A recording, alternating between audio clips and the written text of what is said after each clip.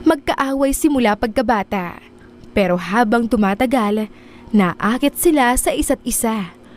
Mapapanindigan kaya nila ang sumpa sa bawat isa na magiging magkaaway hanggang sa maguho ang mundo?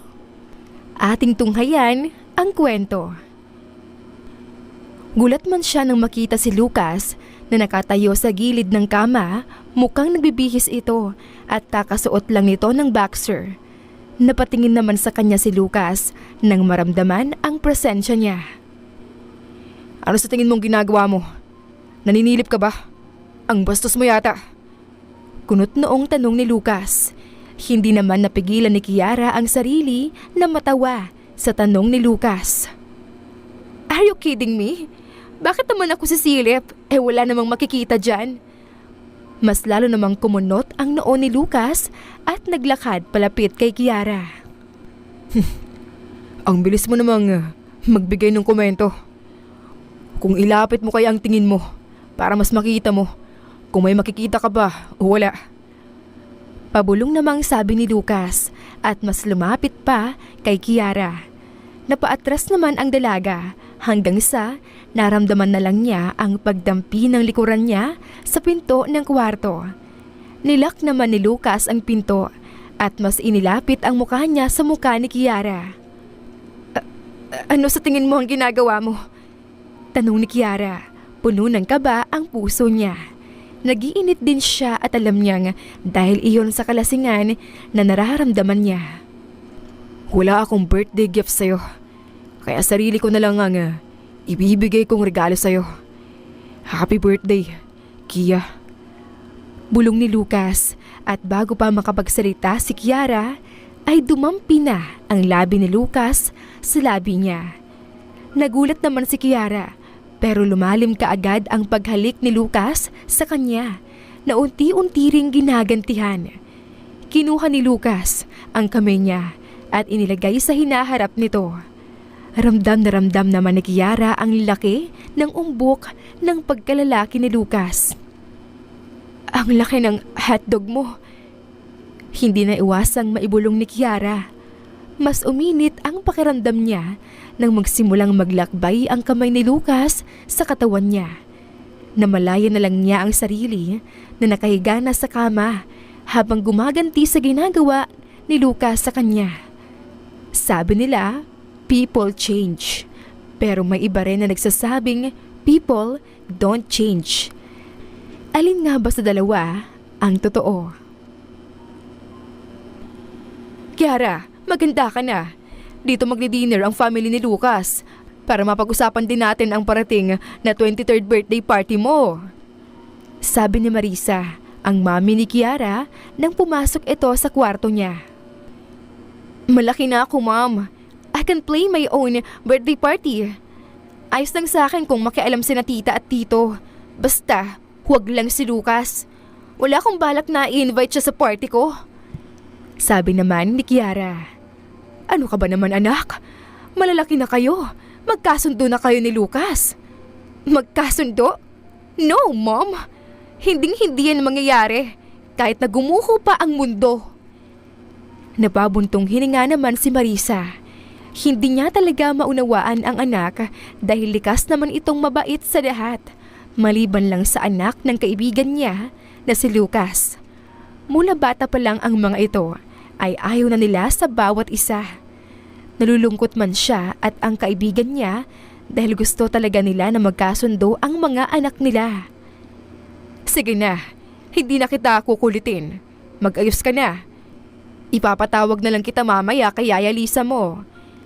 Hindi naman sumagot si Kiara, kaya umalis na rin si Marisa. Pag-alis ng mom niya ay tumayo naman si Kiara mula sa pagkakaupo sa kama at lumabas. Short at sando lang ang suot niya. Komportable siya roon at wala siyang balak na magbihis. Tinungo niya ang likuran ng bahay nila kung saan may swimming pool at umupo sa gilid saka binaba ang mga paa sa tubig. Habang may malalim na iniisip, ay hindi naman namalaya ni Kiara ang pagbilis ng takbo ng oras. Hoy! Biglang sigaw ng kung sino, sabay tulak kay Kiara sa pool. Bago naman napunta sa tubig si Kiara, ay mabilis niyang nahawakan ng paa nang tumulak sa kanya. Dahilan para dalawa silang mahulog sa swimming pool. Walang hiya ka! Sigaw ni Kiara nang makilala ang tumulak sa kanya. Si Lucas. Mabilis niya itong nilapitan at sinabunutan ang buhok. Dahil medyo mahaba naman ang buhok ni Lucas, ay nahila ito ni Kiara. Pero napalayo din naman agad si Lucas. Stop it! Kasalanan ko ba kung mukha kang baliw, nakaupo sa gilid ng pool? Inis na sambit ni Lucas, sabay punta sa gilid ng pool para umahon. Ikaw ang baliw! Wala nga akong ginagawa sa'yo, pero tinulak mo ako! May saltik talaga yung utak mo! Sigaw naman ni Kiara at umahon na rin. Kapwa naman silang marunong lumangoy, kaya walang malulunod, maliban na lang kung sasadyain talaga nilang lunurin ang isa't isa. Anong nangyari sa inyo? Bakit kayo nagsiswimming na may mga damit pa? At gabi na rin, malamig ang tubig sa pool. Gulat at natatarantang sabi ni Lisa. Agad niyang kinuha ang 2 tuwalya na nakasabit sa upuan na nasa gilid ng pool at binigay sa dalawa. Huwag niyo na akong tanungin, Yaya Lisa. Kasalanan ng pangit niyong alaga kung bakit ako basang-basa. Sabi ni Lucas at naglakad na papasok sa loob ng bahay. Pero sinagawan naman siya ni Kiara. Kasalanan mo! Ikaw ang naunang nagtulak sa akin! Deserve na deserve mo yan! Madapa ka sana! Nako, iha! Tama na! Hindi maganda ang mga sinasabi mo! Saway ni Lisa. Si Lucas dapat ang sermonan mo, Yaya. Siya naman palagi ang nangunguna sa akin eh. Parehas lang naman kayo, lalo na at gumaganti ka rin naman madalas sa kanya. Magkasundo na sana kayo dahil baka saan pa umabot ang bangayan nyo at mapahamak na kayo. Never ko siyang makakasundo, Yaya. Agad na sabi ni Kiara, sabay lakad papasok sa bahay. Tinungo niya muna ang kwarto niya para magbihis. At tinawag din siya ni Lisa para maghapunan na. Good evening po, Tita Faith at Tito Bernard. May ngiting bati ni Kiara sa mga magulang ni Lucas, saka umupo sa bakanteng upuan na katabi ng mom niya. Kaharap niya naman si Lucas na sinamaan niya ng tingin. Good evening, Iha. Kumusta ka na? Ano ba ang nangyari at nahulog kayo sa pool ni Lucas? Tanong ni Faith. Hayaan mo na. Malalaki na sila. Marunong naman silang lumangoy. Baka naisipan lang nila na mali ko talaga. Sabi naman ni Bernard. Ayaw na rin kasi niyang pag-usapan ang nangyari dahil alam niya kung saan mapupunta ang usapan sa bangayan ng dalawa. Ayos lang po ako, tita. Tumatambay lang naman po ako sa gilid ng pool. Pero tinulak ako ni Lucas. Mabuti na lang at nahila ko rin siya, kaya dalawa kami. Paliwanag naman ni Kiara at proud pa sa sinabi niya. Kasalanan mo naman pala, Lucas. Palagi mo talagang inuunahan si Kiara. Sabi naman ni Faith. It's not my fault kung di niya ako napansin at tatanga-tanga siya. Sabi naman ni Lucas na nagpataas ng kilay ni Kiara. Ano? Baka ikaw ang tanga sa atin. Gusto mo bang isa-isahin ko ang katangahang ginawa mo sa buong buhay mo? Kiara, tumigil ka na. Tumigil na kayo. Nasa pagkainan tayo kaya igalang niyo ang pagkain. Puno ng otoridad na sabi naman ni Leo, ang daddy ni Kiara. Tumigil din naman ang dalawa at hindi na nagsalita pa. Kahit na palaging nagbabangayan ay takot naman silang pareho sa mga dad nila. Kumain na rin silang lahat. Katahimikan ang namayani sa kanila hanggang sa nagsalita ang mommy ni Lucas. Yung tungkol sa birthday celebration ni Kiara, pwede tayong mag-lunch na lang that day. Tapos sa gabi ay pwedeng magpa-party si Kiara kung gusto niya kasamang mga kaibigan nila ni Lucas. That's a good suggestion din. Kung payag si Kiara sa ideya na yan, payag rin kami ni Leo. Tangu-tangu namang sabi ni Marisa. As long as mga exclusive friends lang nilang dalawa ang dadalo, At gaganapin dito sa bahay ang party. We can do lunch at party. Hinahayaan na nga namin kayo na magbangayan sa harapan namin. Subukan nyo rin namang pagkasamahan ang isa't isa sa ibang tao, kahit sa pilit lang. Singit naman ni Bernard. Don't worry, Tito. Padadaluhin ko si Lucas as long as hindi siya manggugulo sa party. I'm fine with that. Agad na sabi ni Kiara dahil ayaw niyang ma-disappoint sa kanya ang parents niya at parents ni Lucas. Mas lalong ayaw niya rin na magkasamaan ng loob ang mga magulang niya at magulang ni Lucas dahil sa away nilang dalawa. Kay Lucas lang naman naiinis si Kiara at mahal na mahal niya ang mga magulang nito na tinuring na rin niyang ikalawang magulang. Alam din niya na ganoon din si Lucas sa parents niya. Yeah, I can do that. Hindi naman ako nanggugulo kung hindi ako inuunahan. Makahulugang sabi naman ni Lucas, sabay tingin kay Kiara. Nakuha naman niya ang inis nito, pero kinontrol naman ni Kiara ang emosyon niya. Then, that's settled. Pababantayan namin kayo ni Yaya Lisa at sisilipin din namin kayo saglit bago kami pupunta sa important meeting na pupuntahan namin sa Laguna. Babalik agad kami kinabukasan. Sabi naman ni Marisa. Hindi na rin nagsalita pa si Kiara.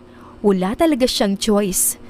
Sisiguraduhin na lang niya na hindi siya lalapit kay Lucas sa araw na iyon dahil sigurado masisira ang buong araw niya kapag may nangyaring bangayan sa pagitan nila.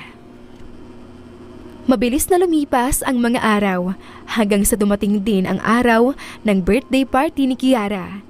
Naging successful naman ang lunch niya kasama ang mga magulang at si Lucas na kasama din ang mga magulang nito.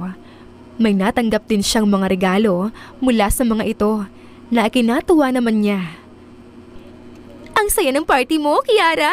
Iba talaga kapag anak ng isang bilyonaryo. I'm so happy for you.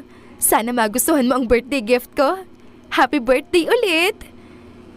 Natutuwang sabi ni Leslie, ang pinakamatalik na kaibigan ni Kiara na parang kapatid na rin niya. Mayaman din ito at business partner ng mga magulang nito at magulang niya pero hindi gaanong ka-close. Thank you, Leslie. Masaya rin ako dahil nandito kayo ng mga friends ko.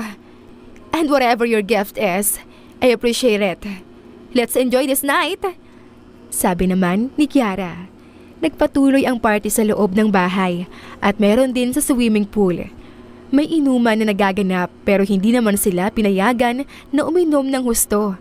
At dahil professionals sa kabigatin ang mga parents ng mga nasa party, ay iniiwasan din ng mga ito na makagawa ng gulo o kahihiyan para hindi masira ang imahe ng mga pamilya nila. I'm really shocked dahil in-invite mo si Lucas and friends. Akala ko ba ayaw mo siyang dumalo sa birthday party mo? Tanong ni Leslie. Nasa isang sulok sila at busy ang lahat ng tao. Nagsasaya at may malakas ding music kaya hindi sila napapansin sa sulok at wala ring makakarinig sa kanilang pinag-uusapan. That's the plan. Pero ayaw talaga ng tadhana na ilayo siya sa akin. I have no choice. Kailangan ko ring sundin ang mga gusto ng parents ko at parents niya. Well, I'm still hoping na time will pass and they'll see that we are not really compatible. Hindi talaga kami magkakasundo. Really? Paano naman kung baligtad ang mangyari? You know what? I'm also thinking about it. Wala namang masama kay Lucas. He's rich, handsome, kind in other way, professional and smart. Hindi ba pwedeng magkasundo na lang kayo for good? Umiling-iling naman si Kiara. That's impossible to happen, Leslie. Huwag na nga natin yung pag-usapan dahil nasisira lang yung mood ko. Come on, let's join them. Hindi na rin umangal pa si Leslie at sumunod na lang din kay Kiara na naglakad palapit sa mga friends nila. Umabot ang party sa hating gabi. Unti-unti ring nababawasan na ang mga bisita dahil umuwi na ang mga ito. Nakaramdam na rin ng antok at kalasingan si Kiara. Kaya matapos magpaalam ang kaibigan na si Leslie sa pag-uwi, ay tinungo na rin niya ang kwarto niya sa taas dahil gusto na rin niyang magpahinga. Pagkarating niya sa ikalawang palapag ng bahay kung nasaan ang mga kwarto, ay may nakita naman siyang kwarto na bukas. Lumapit siya roon at isasara na sana ang pinto nang may maaninag na tao sa loob, kaya pumasok siya para matignan at malapitan. Gulat naman siya nang makita si Lucas na nakatayo sa gilid ng kama. Mukhang nagbibihis ito at kakasuot lang nito ng boxer. Napatingin naman sa kanya si Lucas nang maramdaman ang presensya niya. Ano sa tingin mo ang ginagawa mo? Naninilip ka ba? Ang bastos mo yata. Kunot noong tanong ni Lucas. Hindi naman napigilan ni Kiara ang sariling matawa sa tanong nito. Are you kidding me? Bakit naman ako sisilip wala namang makikita dyan? Mas lalong kumunot ang noo ni Lucas at naglakad palapit kay Kiara. Ang bilis mo namang magbigay ng komento. Kung ilapit mo ba kaya ang tingin mo para mas makikita mo kung may makikita ka ba o wala. Pabulong namang sabi ni Lucas at mas lumapit pa kay Kiara. Napaatras naman si Kiara hanggang sa naramdaman na lang niya ang pagtampi ng likuran niya sa pinto ng kwarto. Nilak naman ni Lucas ang pinto at mas inilapit ang mukha niya sa mukha ni Kiara. Ano sa tingin mo ang ginagawa mo? Tanong ni Kiara. Puno ng kaba ang puso niya. Nagiinit din siya at alam niyang dahil iyon sa kalasingan na nararamdaman niya. Wala akong birthday gift sa'yo, kaya sarili ko na lang ang ibibigay kong regalo sa'yo. Happy birthday, Kia. Bulong ni Lucas at bago pa makapagsalita si Kiara ay dumampi na ang labi ni Lucas sa labi niya. Nagulat naman si Kiara pero lumalim agad ang paghalik ni Lucas sa kanya na unti-unti rin niyang ginagantihan. Kinuha ni Lucas ang kamay niya at inilagay sa hinaharap nito. Ramdam na ramdam naman ni Kiara ang laki ng umbok ng pagkalalaki ni Lucas. Ang laki ng hotdog mo. Hindi na iwasang maibulong ni Kiara. Mas uminit ang pakiramdam niya nang magsimulang maglakbay ang kamay ni Lucas sa katawan niya. Namalayan na lamang niya ang kanyang sarili na nakahiga na sa kama habang gumaganti sa ginagawa ni Lucas sa kanya. Kinabukasan, nagising si Kiara. Napahawak siya sa ulo niya dahil sumakit ito. Ulang yang alak yun? Masyado ba akong nalasing? Tanong niya sa kabumangon at umupo. Nakaramdam naman siya ng lamig sa katawan kaya napatingin siya sa sarili at nanlaki ang mga mata nang mapagtanto na nakahubad siya. Ha? Wala akong damit? Anong nangyari? Sigaw niya saka napatingin sa kanyang tabi. Nakita niya naman ang mahimbing na natutulog na si Lucas. Unti-unti rin naman niyang naalala ang nangyari kagabi. Walang hiya ka! Hayop ka! Inakit mo kung gago ka! Muling sigaw ni Kiara habang pinagahampas si Lucas na nagising din naman. Napadaing ang binata sa paghampas ni Kiara sa kanya. Pero nahuli rin naman niya ang mga kamay nito. Stop it, Kiara! Nakakasakit ka na. Huwag kang maging OA. Parehas natin ginusto ang nangyari. Just admit it and move on. Besides, alam ko naman na nag-enjoy ka sa katawan ko. And don't worry, mas nag-enjoy din naman ako sa'yo. May pagngisi pang sabi ni Lucas. Mabilis namang binawi ni Kiara ang mga kamay niya mula sa pagkakahawak ni Lucas at walang pagdadalawang isip na binigyan niya ng malutong na sampal si Lucas. Kulang pa ang sampal na yan para magising ka sa katotohanan na hindi kita papatulan. Hindi pa tayo tapos, Lucas. Puno ng galit at pagbabantang sabi ni Kiara, saka hinila ang kumot na nakatakip sa buong katawan niya at bumaba sa kama. Lumabas siya ng kwarto at tinungo ang kabilang kwarto niya. Mabilis siyang naligo at nagbihis. Saktong-sakto lang ang pagbaba mo. Come on, let's eat breakfast.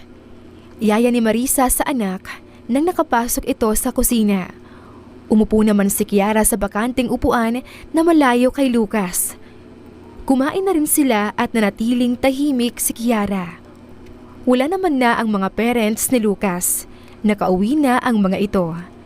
Pinag-breakfast naman muna ng parents ni Kiara si Lucas bago ito umuwi. Ang tahimik niyo yata. May nangyari ba? Sa pagkakaalam namin, naging successful naman ang birthday party.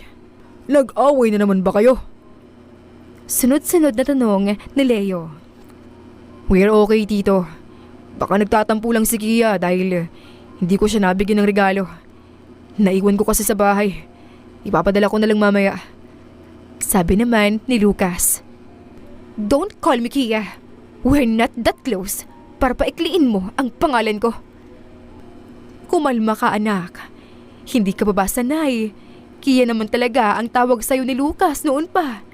Dahil nagalit ka kaya tinatawag ka niya sa buong pangalan mo sa harap ng ibang tao.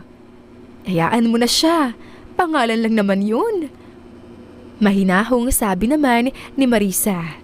Hindi naman nagsalita pa si Kiara dahil baka kung ano na naman ang lumabas sa bibig niya. Naiinis talaga siya at nagagalit dahil sa nangyari kagabi. Masyado kasi siyang nagpadala sa sarap, kaya ngayon ay sising-sisi siya. Nasa huli nga talaga ang pagsisisi.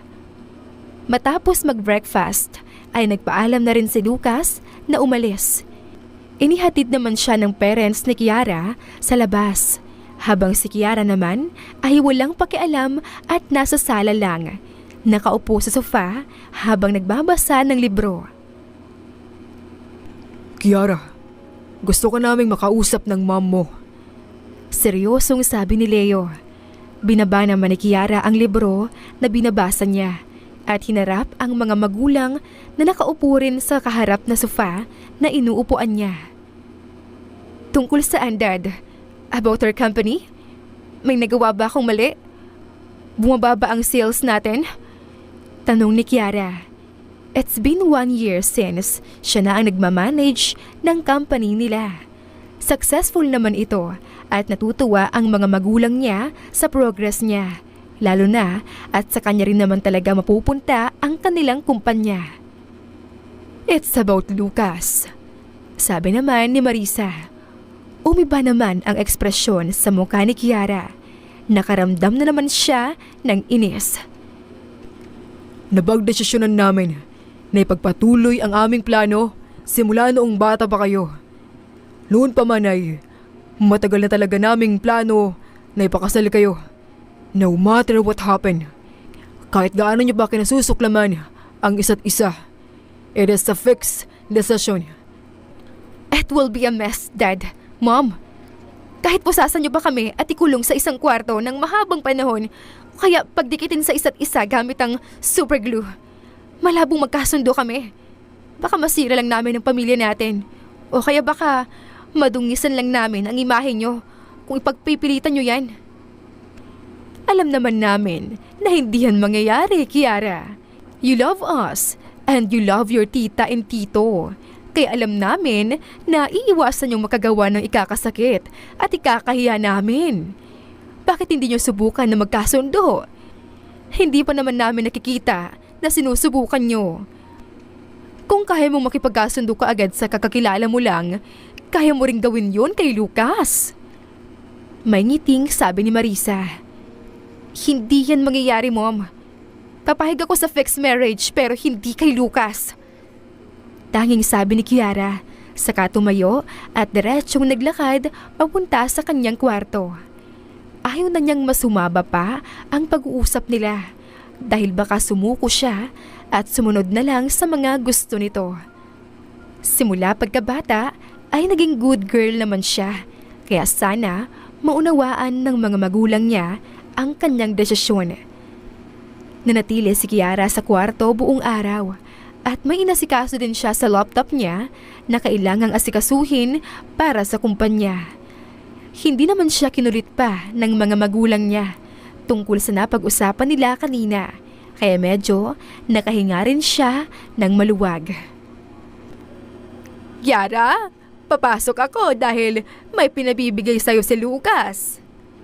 Sabi ni Lisa mula sa labas ng pinto, saka pumasok sa kwarto ni Kiara na bukas. Ibalik mo yan sa kanya, Yaya. Hindi ako tumatanggap ng regalo mula sa walang kwentang tao. Sabi naman ni Kiara habang nasa study table niya at nanatili pa rin ang tingin sa screen ng laptop niya. Huwag ka namang ganyan, iha. Pwede mo namang tanggapin at itago. Huwag mong gamitin kung ayaw mo. Pero huwag mong itapon o isauli. Masasaktan ang taong nagbigay sa'yo kapag ganon. Alam ko naman na mabait ka talagang bata. At alam ko rin na marunong kang magpakumbaba. Kaya sana, dumating ang araw na magkakasundo kayo ni Lucas. Iwan mo na nga lang dyan, Yaya. Salamat. Tanging sabi ni Kiara. Napabuntong hininga naman si Lisa, saka inilagay ang isang maliit at mahabang kahon sa kama ni Kiara. Paglabas ni Lisa sa kwarto, ay tumayo naman si Kiara para tignan ang kahon. Agad niya itong binuksan at bumungad sa kanya ang isang pearl necklace. Mukhang natsambahan yata niya ang gusto kong pendant na necklace. Bulong nito, saka sinara ulit ang kahon.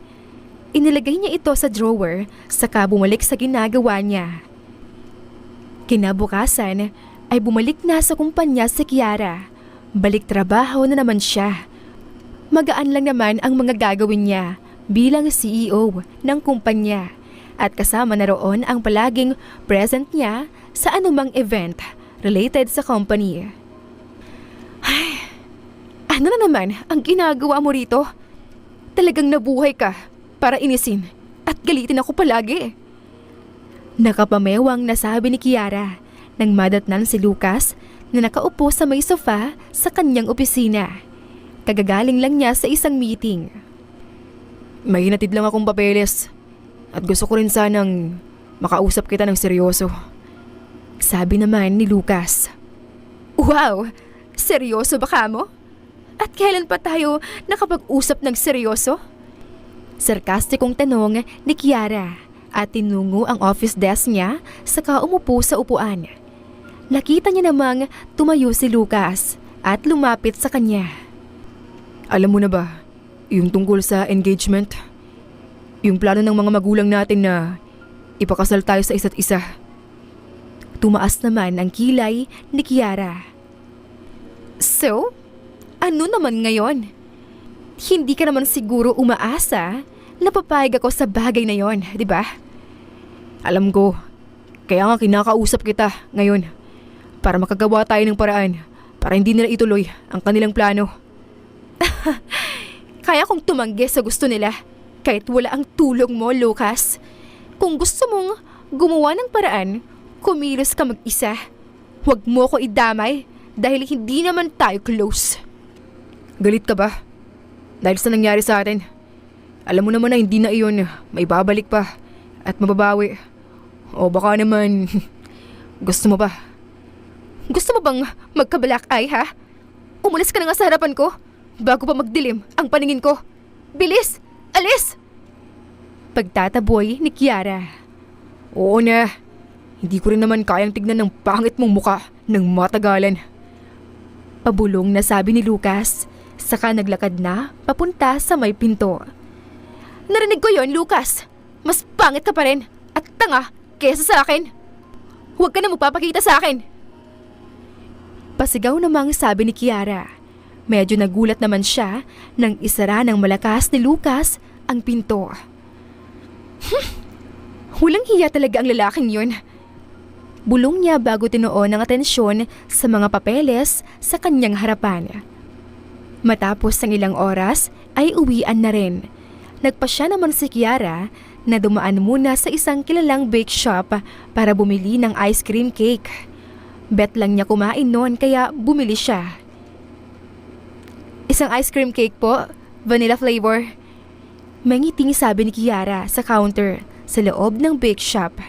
Nagbayad na rin siya at matapos makuha nang nasa counter ang bayad niya ay nagulat naman siya nang may biglang tumulak sa kanya. It's you! Ikaw yung nasa picture na nasa cellphone ng boyfriend ko.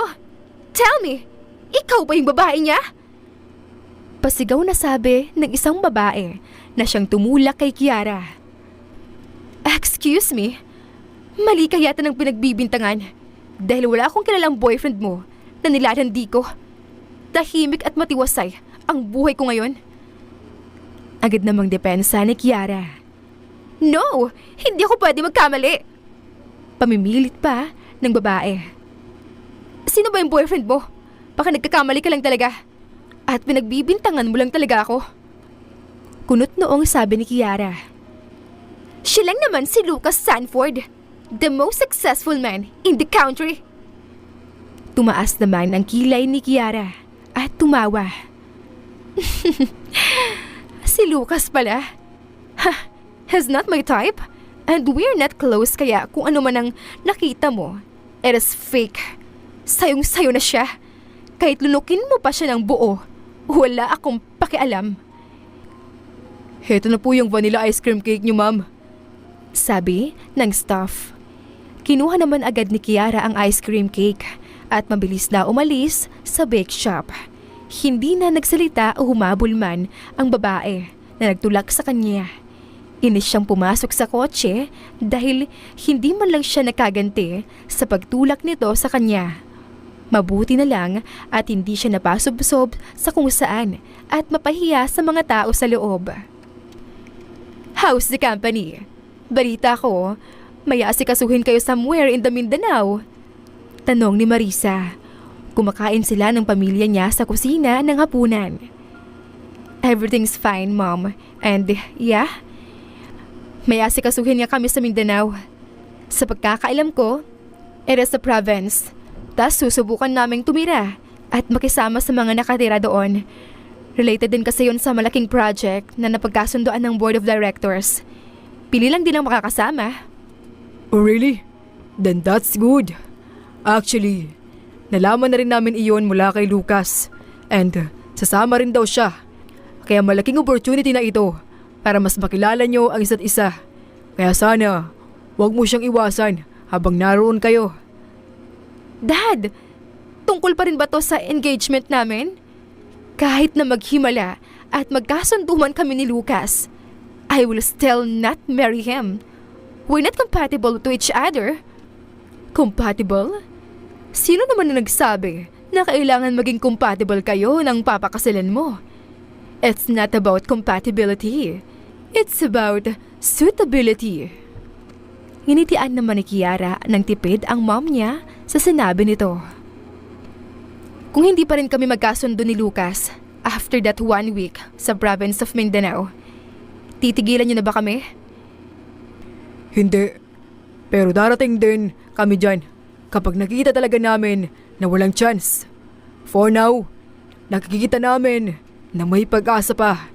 Kaya we will push you no matter what. Seryosong sabi ni Leo. Napabuntong hininga na lang si Kiara. Fine. Do whatever you want.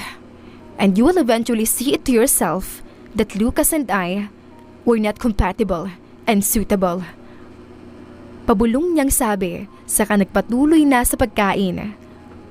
Lumipas ang mga araw at dumating din ang araw kung saan tutungo sila sa isa sa mga probinsya sa Mindanao para maisagawa ang research and plans nila tungkol sa gagawin nilang project. So, you are Kiara pala. Lucas told me everything about you and I won't apologize sa ginawa ko noon sa bake shop. I have my right naman to be jealous. Sabi ng isang babaeng lumapit kay Kiara. Nakilala niya ito bilang si Samantha, anak ng isa sa partners nila sa kumpanya na siya ring pinadala para makasama nila. Hindi nagsalita si Kiara at nanatili lang ang tingin sa harap kung saan matatanaw ang magandang tanawin ng palayan. Presko rin ang hangin sa paligid at wala silang masyadong bahay na natatanaw. Malayo ito sa syudad at hindi naman mahirap ang daan, pero para kay Kiara ay para silang nasa bundok na patag. 6 silang magkakasama. Siya, si Lucas, si Samantha at 2 lalaki at isa pang babae na makakasama nila na kilala rin naman nila. Are you listening to me? Lucas was right. You are really annoying. Sabi na naman ni Samantha, kaya nilingon na siya ni Kiara. Could you shut your mouth? Kung may kailangan kang importante, saka mo na lang akong kausapin. Doon ka kay Lucas dumikit at huwag mo akong guluhin. Tinungo ni Kiara ang mga kasama para tulungan ang mga ito sa mga gamit nila. Pansamantala silang titira sa isang bahay na medyo may kalakihan at kasya naman silang 6. Gawa sa kahoy ang bahay at sobrang simple ng mga gamit sa loob. Hindi high-tech at wala ring signal, kaya hindi sila makakagamit ng gadgets. Is this the house? Ha! Are you sure natitira tayo dito? Baka pwedeng mag-hotel na lang tayo o kaya mag-rent ng mas magandang bahay. Baka may ahas dyan sa loob o kaya mga insects. Maarteng sabi ni Samantha. Wala yan. Mas mabuti rin dito at mas damang-tama ang experience natin kung paano mamuhay ng simple sa probinsya. Sabi naman ni David, isa sa mga kasamahan nila. True.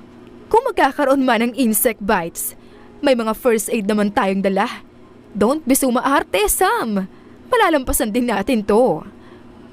Natatawang sabi naman ni Mika. Ako na dyan, Gia. Mabigat yan. Yung mga magagaan lang ang kunin mo.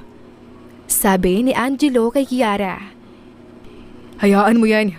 Malakas namang tao yan. Mas malakas pa yan kay Hulk. Singit naman ni Lucas. Talaga ba? Gusto mo bang masampulan nang makita natin kung mas malakas ba ako kay Hulk? Kapal ng apog mo Inis namang sabi ni Kiara kay Lucas. Uy, relax lang. Baka mag-transform ka dyan. Stop it, Lucas. Nandito tayo para magseryoso. Kaya sana, huwag mo nang inisin pa si Kia. We have to be professional here. Saway ni Angelo. Agad namang tumango-tango si Kiara at nag-thumbs up pa kay Angelo. Palagi siya nitong kinakampihan, kaya naman gustong-gusto niya itong kasama. Matagal na rin silang magkaibigan ni Angelo. Nagpapasalamat siya noong dumating ito dahil may kakampi na siya at nagtatanggol sa kanya sa tuwing mag-aaway sila ni Lucas. I won't promise that. Kilala mo naman kami, Angelo. Just let it be. Mas mabuti na rin na ganito para mailabas namin ang mga sama ng loob na nararamdaman namin para sa isa't isa. Katwiran naman ni Lucas. That's not a valid reason. You're not kids anymore. Kaya wag na kayong umakto na parang bata. Muling sabi naman ni Angelo. Come on, guys. Tumigil na kayo. Pagtulungan na lang natin ang mga gamit na may pasok sa loob. Dahil gusto na naming umupo at magpahinga. Singit naman ni David. Hindi na rin nagsalita pa ang tatlo at pinagpatuloy na rin ang ginagawa nila. Matapos maipasok lahat ng gamit ay kanya-kanya na rin sila ng pahinga. 2 kwarto lang ang meron sa loob ng bahay. Bawat kwarto ay malalaki at may triple deck. Magkasama ang lahat ng babae sa isang kwarto at sa kabila naman ang mga lalaki. Ang liit ng kwartong to at nakakatakot ang higaan. Baka mahulog tayo o kaya baka biglayang gumuho. Reklamo ni Samantha. Hindi yan. Kahit nagawa sa kahoy ay mukhang matibay naman. Kasya lang din ng isang tao. Hindi ka mahuhulog kung hindi ka malikot matulog. Sabi naman ni Mika. Ako nasa pinakataas. Hindi naman ako malikot matulog. Sabi ni Kiara na hindi naman inangalan ng dalawa. Sa gitna ng deck si Mika at sa pinakailalim naman si Samantha dahil takot daw itong mahulog. Since maaga pa naman, nagpasya muna silang magpahinga. Dahil medyo napagod ang lahat sa ilang oras na biyahe. Sumapit ang tanghalian at dahil nagising mula sa pagkakatulog si Kiara, ay nagdesisyon na siyang maghanda ng tanghalian para sa lahat. Nasa likod ng bahay ang lutuan at medyo hiwalay sa bahay. Nadatnan naman niya si Angelo na nagluluto na pala. Kahoy ang gamit nila sa pagluluto at hindi electric appliances. Kumpleto naman sila sa mga gamit pangluto at mga pagkain. Nagdala nga rin sila ng refrigerator dahil malayo ang bilihan ng pagkain sa lugar. Effort na lang sa lutuan ang kailangan. Nakapagpahinga ka ba? Tanong ni Angelo. Tumango naman si Kiara at tinungo ang bakanting upuan sa may mesa, saka umupo roon. May bubong palang naka-extend sa likod ng bahay kung saan may mesa din. Doon yata sila kakain. Ang mayor sa lugar ang naghanda ng bahay na tutuluyan nila at first time nila itong mapuntahan. Kaya hindi pa masyadong pamilyar sa kanila ang bahay at ang lugar. Kumusta ka na pala? Ngayon lang ulit tayo nakita ng personal. Ang busy mo masyado. Sabi ni Kiara. Ikaw rin naman. Nagplano rin akong dalawin ka sana pero nangyari nga itong project kaya mas napaagang pagkikita natin. Tumangu-tango si Kiara. Oo nga pala. Narinig ko mula sa parents mo. Engaged na kayo ni Lucas. Sa nakikita ko ay mukhang hindi pa rin kayo nagkakasundo. Anong nangyari? Napabuga naman ng hangin si Kiara bago sumagot. Iyon yung gusto ng mga magulang namin. Kilala mo naman kami. Hindi talaga kami nagkakasundo. Nag-iisip pa ako ng paraan para makonvince ko sina mama at dad na hindi talaga mangyayari ang gusto nila. Hindi ba nila alam na may girlfriend na si Lucas? Malay ko. Hindi ko nga rin alam eh. Muntik pa akong bugbugin ng babaeng yon. Akala mo naman kung sinong maganda. Eh ang arte-arte naman. Tumawa naman si Angelo. Then, panindigan mo ang pagiging magkaaway nyo. Nandito lang ako. Ipagtatanggol at susuportahan kita. Nako, yan talaga ang gusto ko sa'yo eh. Sige na. Tulungan na kita dyan dahil ang OA na ng mga pinagsasabi mo. Natatawa ang sabi ni Kiara. Tinulungan na rin niya si Angelo sa pagluluto.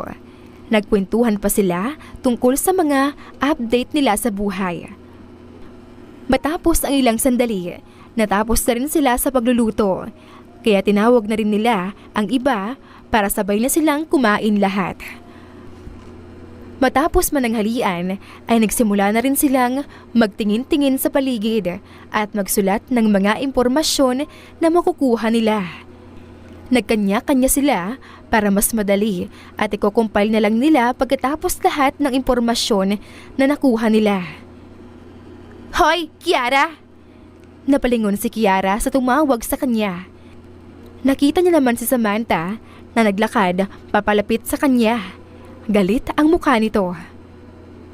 Anong problema? Kunot noong tanong ni Kiara. Anong problema? Totoo ba? Engaged kayo ni Lucas? Kaya pala ang lamig na ng treatment niya sa akin dahil pala sa'yo. Pasigaw na sabi nito nang makalapit ng tuluyan kay Kiara. Ang bilis naman yata ng balita. Even if that's true, hindi naman namin plano o gusto ni Lucas na ma-engage sa bawat isa. Hindi ko siya gusto at alam kong siya rin sa akin. If may problema man kayo, labas na ako dun. Tumalikod si Kiara at aalis na sana nang hilain naman ni Samantha ng malakas ang buhok niya dahilan para mapasigaw sa sakit si Kiara. Malandi ka! Sinungaling! Sinasabi mo lang yan para itago ang totoo na intensyon mo kay Lucas. Hindi ako naniniwala na hindi mo siya gusto. Sigaw ni Samantha. Napahawak naman si Kiara sa kamay nito at pilit itong inilalayo sa buhok niya. pero hindi niya kaya dahil nasasaktan siya at nawawalan ng lakas. Tumigil ka na, Samantha! Hindi nga ako gusto ni Lucas. Magkaaway kami since birth. Kaya huwag mo na akong idamay sa issue niyong dalawang magjowa. Bitawan mo ako! Sigaw din naman ni Kiara. Minamalas siya dahil walang tao sa paligid. Nasa daan kasi sila at hindi naman talaga matao ang lugar na pinuntahan nila. Samantha, ano sa tingin mong ginagawa mo? Sigaw ng pamilyar na boses si Lucas. Mabilis na inilayo ni Lucas si Samantha kay Kiara. Napahawak naman sa ulo niya si Kiara at parang maiiyak na dahil sa sakit ng anit niya. She ruined everything, Lucas! Akala ko ba magkaaway kayo? Bakit engaged na kayo? Anong akala niyo sa akin, ha? Tanga? Ayos ka lang, Kia. May pag-aalalang tanong ni Lucas at lalapitan sana si Kiara pero umatras ito. Huwag kang maarting concern ka, Lucas. Pagsabihan mo yung girlfriend mo. Naiiyak na sabi ni Kiara. Masakit talaga kasi ang anit niya. Kia, anong nangyari? Bakit ganyan ang itsura mo? Gulat na tanong ng kakalapit lang na si Angelo.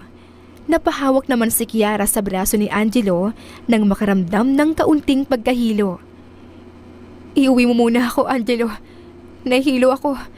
Ang sakit ng anit ko. Pabulong na sabi ni Kiara. Walang pagdadalawang isip na kinarga naman ni Angelo ang dalaga na parang bagong kasal at tinignan ng masama sina Lucas at Samantha.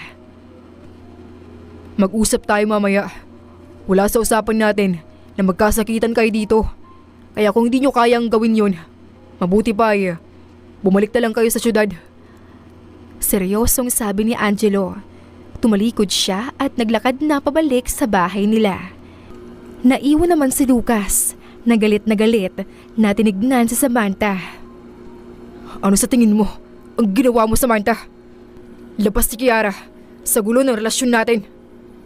Ako nagdesisyon na tapusin na natin ang kung anong meron sa atin dahil hindi ko na kaya ang ugali mo. Huwag mong idamay si Kiara. Ano? Akala ko ba kaaway ang tingin mo sa babaeng yon? Bakit mo siya kinakampihan ngayon? Sabihin mo, may feelings ka ba sa kanya? Hinawakan naman ng mahigpit ni Lucas ang magkabilang balikat ni Samantha at tinignan ito ng seryoso. Ano ba, Lucas? Nasasaktan ako! Reklamo ni Samantha. Oo, kaaway ang tingin ko kay Kia. Pero may limitasyon yon. Hindi ako kailanman umabot sa punto nasaktan siya ng gusto sa pisikal man o emosyonal. Kahit magawa ko man yun, may karapatan ako dahil kilala ko si Kia. Ikaw, wala kang karapatang saktan siya, Samantha. Kapag nalaman ko na inulit mo pa ang ginawa mo sa kanya, talagang makakalaban mo ako. Seryoso at puno ng pagbabantang sabi ni Lucas. Binitawan rin niya si Samantha at naglakad pabalik sa bahay. Gulat naman at takot ang naramdaman ni Samantha. Hindi kaagad siya nakapag-react at nanatili sa kinatatayuan niya ng ilan pang minuto. Nakita naman siya ni Mika kaya natauhan din siya at sabay na silang bumalik sa bahay dahil palubog na rin ang araw. Pagbalik ng lahat sa bahay ay walang nagbanggit tungkol sa nangyari kay Kiara. Ang alam lang nila ay napagod ito kaya nagpahingang saglit. Kinausap naman ni Angelo si Lucas. Ayaw na ni Kiara ng gulo, kaya siya na lang daw ang mag-a-adjust. Babalik na siya sa syudad. Papupuntahin na lang daw niya ang assistant niya rito para may pagpatuloy ang part niya. Seryosong sabi ni Angelo. Nagpapahinga na ang lahat. Si Kiara ay nagpasyang sa van na matulog. Nagtaka ang iba pero nagbigay naman siya ng valid reason na hindi siya komportable at nagkakaroon siya ng bangungot kaya hinayaan na lang din siya ng lahat. Ayaw na muna niyang mapalapit kay Samantha dahil hindi sa takot siya rito. Baka kasi maisip niyang kalbuhin ito at magising na lang itong kalbo kinabukasan. Kailangan ba talaga yun? Hindi na ba siya magpapapigil? Gusto kong humingi ng tawad pero mukhang ayaw naman niya akong kausapin. Dahil ang sama-sama ng tingin niya sa akin. Sabi ni Lucas. Hayaan mo na. Sasamahan ko naman siya. Magpapadala din ako ng proxy ko dito. Sagot naman ni Angelo. Hindi ka babalik ka agad? Don't tell me. After so many years, may lakas ng loob ka na mag-confess ng feelings mo kay Kia? Why not? We're both mature enough naman na. At kung papayag siya, ako na lang ang papalit sa'yo sa pagpapakasal. This is an opportunity also dahil kilala ko siya. She can marry anyone except you. Basta ma-persuade ko lang ang parents niya. Everything will be fine. Paano kung kabaligtaran ng mangyari? Sa pagkakaalam ko, ay kuya ang tingin niya sa'yo. Tumawa naman si Angelo. That doesn't matter. Mababago naman ang feelings. Bakit ka ba kumukontra? Hindi ba dapat ay suportahan mo ko? O baka naman, karibal ang tingin mo sa akin? Tanong ni Angelo. Anong klaseng tanong ba naman yan? Go ahead. Pakasalan mo na ang babaeng yun. Live happily ever after. I don't care. Tanging sabi ni Lucas. Saka tumayo na mula sa pagkakaupo at pumasok sa loob ng bahay para makapagpahinga na. Kinabukasan ay gaya ng plano, bumalik nga sa syudad si Kiara kasama si Angelo. Nagpatuloy naman si Lucas sa ginagawa nila sa probinsya. Nanatili si Angelo sa tabi ni Kiara ng mga ilang araw lang dahil bumalik ito kaagad sa trabaho nito. Na-explain naman ng maayos ni Angelo sa parents ni Kiara kung bakit sila maagang umuwi. Magaling siyang nakapagpalusot. Kiara, kinausap kami ni Angelo. Nalaman na pala niya ang tungkol sa engagement niya ni Lucas. Gusto niya na siya na lang ang pumalit kay Lucas. Biglang sabi ni Leo. Kumakain sila ng tanghalian sa kusina.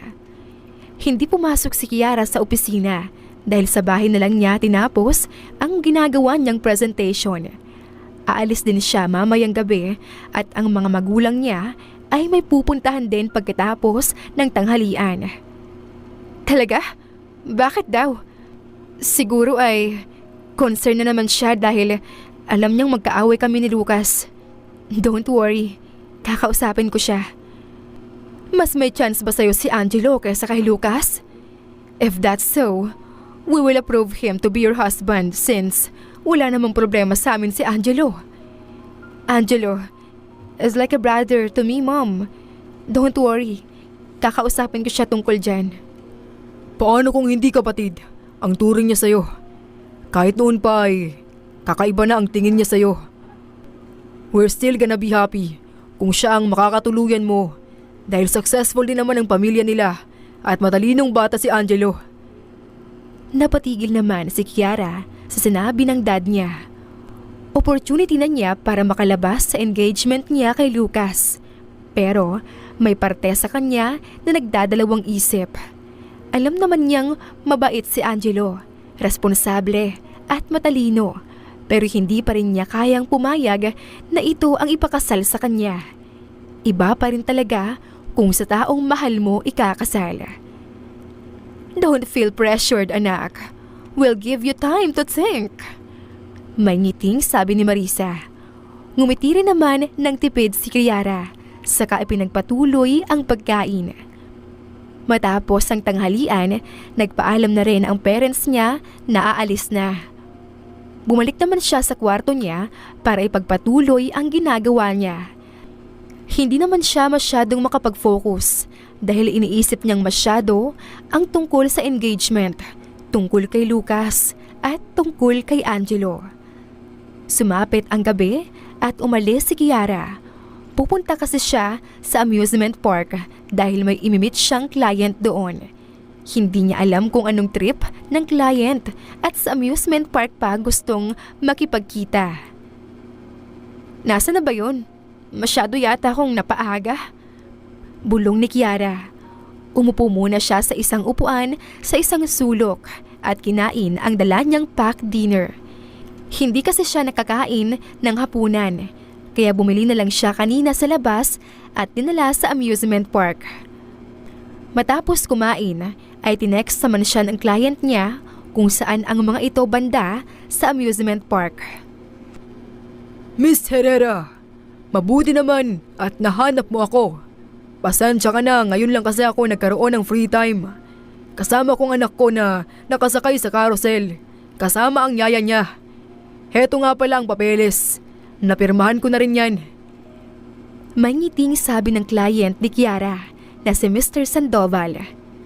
Talaga po? Maraming salamat po, Mr. Sandoval.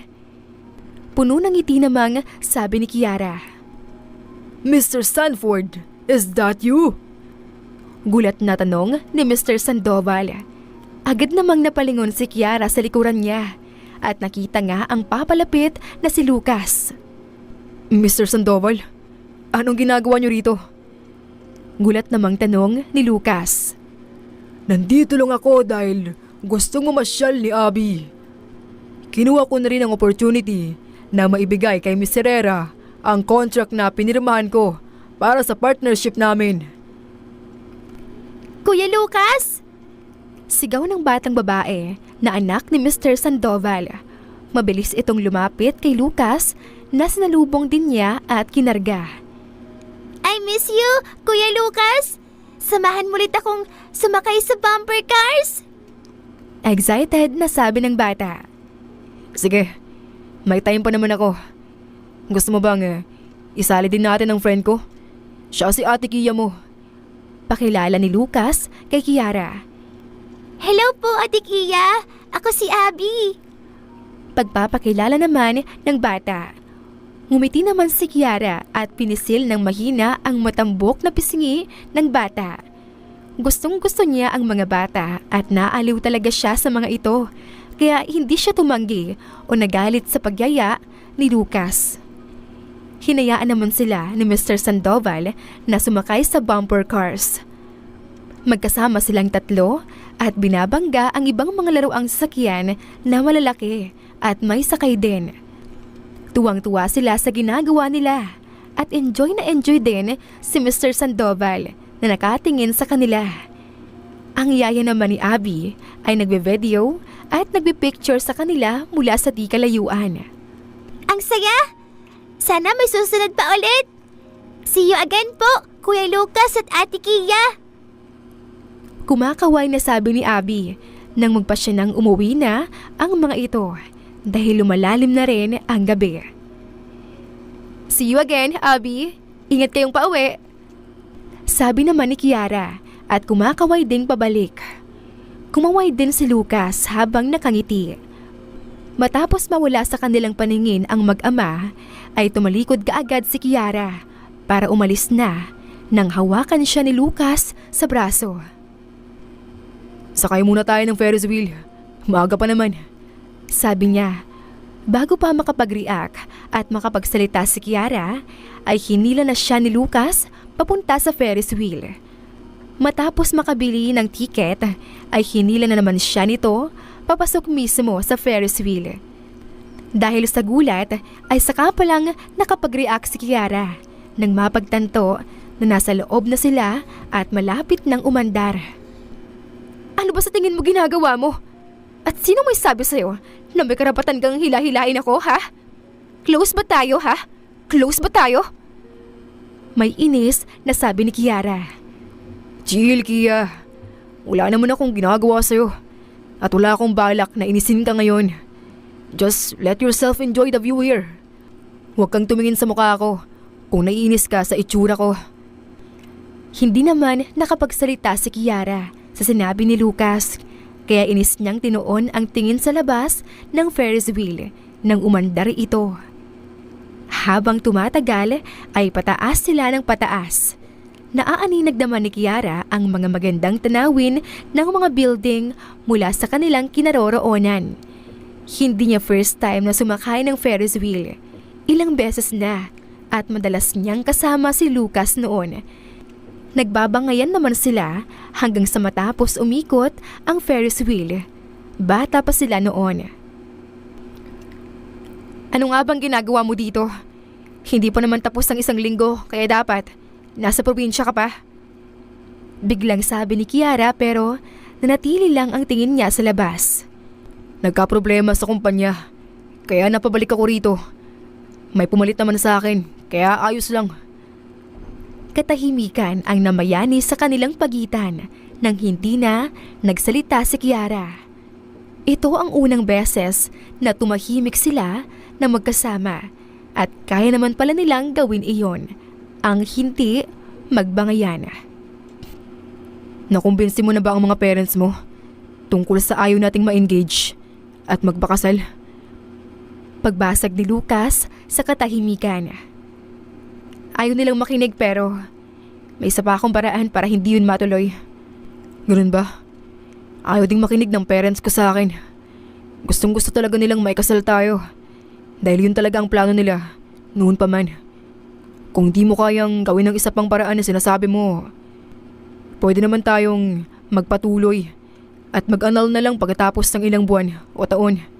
Ayoko nga. Magmumukha akong may runaway groom at iniwan ng asawa. Pangit sa image yun. Pangit ka naman talaga. Pabulong ni Lucas. Ano?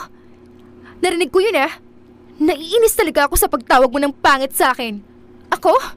Pangit? Ha, maganda ako. Model pa. Saka sexy. Ano bang definition ng maganda sa'yo ha? Kabaligtaran? Walang hiya ka talaga. Taas kilay na sabi ni Kiara. Tumawa naman si Lucas. Magsasalita pa sana siya nang bumukas ang pinto ng Ferris wheel at pinababa na sila dahil tapos na ang ikot. Nauna namang lumabas agad si Kiara. Bahala ka sa buhay mo. Huwag mo akong sundan. Pasigaw na sabi niya, sabay takbo papunta sa labasan ng amusement park. Tumatawa naman si Lucas habang umiiling-iling. Saka sumunod sa labasan at tinungo ang parking lot kung nasaan ang kotse niya. Naaninag pa niya si Kiara na paalis sakay ng kotse nito. Tinungo na rin niya ang kotse at pinaandar iyon. Kumusta naman kayong dalawa? Nagkakasundo na ba kayo? Tanong ni Bernard habang sumusubo ng ulam. Kasalukuyan silang nasa kusina, sa bahay ni na Lucas at kumakain ng hapunan. Inimbitahan ng parents ni Lucas si Kiara sa kanila maghapunan. Hindi naman busy si Kiara at hindi rin matanggihan ang mga ito kaya pumayag din siya. Kahit na ano pong sabihin o gawin niyo ma'am, dad, hindi kami payag sa gusto niyo na magpakasal kami. Hindi kami magkakasundo. Sorry to disappoint you, Tito and Tita. Our decision is finally. Siguro, matatanggap ko pa kung maging friends na lang kami ni Lucas. But marry him? That's impossible. Pagsang-ayon naman ni Kiara sa sinabi ni Lucas. So you're saying na mas pinipili mong pakasalan si Angelo kaysa kay Lucas? Tanong naman ni Faith. Agad namang napahinto si Kiara sa narinig niyang tanong mula sa mami ni Lucas. Huwag kang mag-alala. Ay, hindi kami kontra sa bagay na yon, Kiara. Nauunawaan ka namin. Nalaman namin ang tungkol doon mula sa mga magulang mo. Hindi naman nagsalita ang dalaga. Wala siyang masabi na kahit na ano. Huwag niyo na siyang masyadong tanungin pa ng gusto. Masyado niyo siyang pinopressure, mom. Malalaki na kami. Kaya na namin magdesisyon para sa aming mga sarili. Singit naman ni Lucas. We know that, Lucas. Mas mabuti na rin siguro kung kay Angelo siya ikakasal. Dahil mukhang mahirap ka talagang pakasamahan. Sabi ni Bernard. Grabe, dad. Para namang di niyo ako anak. Angal ni Lucas. Tumawa naman ang dad niya. Nagpatuloy naman sa pagkain si Kiara habang malalim ang iniisip. Natapos rin sila at nagpresenta naman siya na siya na ang maghuhugas ng pinggan dahil wala namang kasambahay sina Lucas. Pasensya ka na kung na-offend ka namin kanina, Kiara. Ako nang bahala rito. Sige na, pwede ka nang mag-ikot-ikot muna sa bahay. Sige po, tita. Salamat. At wala po yun. Naiintindihan ko naman po na curious lang kayo sa sitwasyon. Pinag-iisipan ko pa ang tungkol kay Angelo. Kilala niyo naman ako. Ayaw kong set up sa taong wala akong nararamdaman. May ngiting sabi ni Kiara. Tumango naman si Faith. Alam ko, naiintindihan kita. Sige na, ako nang bahala dito. Tumango naman si Kiara at lumabas na rin sa kusina. Nagpasya naman si Kiara na maglakad sa hagdan papunta sa ikalawang palapag ng bahay. Hindi pa siya masyadong nakakapag-ikot sa buong bahay ni na Lucas kahit na madalas siya rito. Hindi naman kasi siya pakialamera. Habang tumitingin sa mga nakasarang pinto ay may nakita siyang isang kwarto na nakabukas ang pinto. Nagdadalawang isip siya na pumasok dahil sa kanyang huling alaala ay hindi naging maganda ang resulta noong pumasok siya sa nakabukas na pinto ng kwarto. Kwarto ba to ni Lucas? Bulong niya nang makapasok din sa loob. Inikot niya ang tingin sa paligid at wala si Lucas sa loob. At iba rin light gray ang kulay ng pintura. May mga arts na nakadikit sa dingding at ang cute naman ng pandang unan. Natatawang sabi ni Kiara, saka lumapit sa kama at dinampot ang unan na panda. Anong ginagawa mo rito?